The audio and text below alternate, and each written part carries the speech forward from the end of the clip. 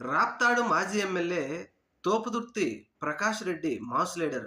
ఈయనకున్న అభిమానం ఎటువంటిదో మనందరికి తెలిసిందే.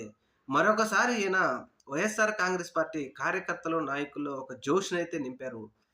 ఆయన నియోజకవర్గంలో ఎంపీటీసీలు 9 మందిని తీసుకెళ్ళి కోర్టు వారు ఎన్నికలు సజావుగా జరిగే విధంగా వారికి సేఫ్టీ కల్పించండి అని చెప్తే, వీరు పోలీసు వారికి వారి ఎంపీటీసీలను అప్పచెప్తే, వారు ఎన్నికల దగ్గరికి తీసుకెళ్లకుండా టీడీపీ వాళ్ళకి అప్పచెప్పడం కోసం తీసుకెళ్తే, అక్కడికి తోపుదుర్తి ప్రకాష్ రెడ్డి ఎళ్లి, వారి మీద గొడవకు వెళ్లి అతను చూపించిన తెగువ చూసి వైఎస్ఆర్‌సీపీ పార్టీ వాళ్ళు ఇప్పుడు కాలర్ ఎగరేసుకొని ఎందుకు భయపడాలి అనే విధంగా ఇప్పుడు ఎదురు తిరిగి రొమ్ము ఎత్తి చూపించి నిలబడ్డారు. ఇప్పుడు తోక ముడిచింది అధికార పార్టీ.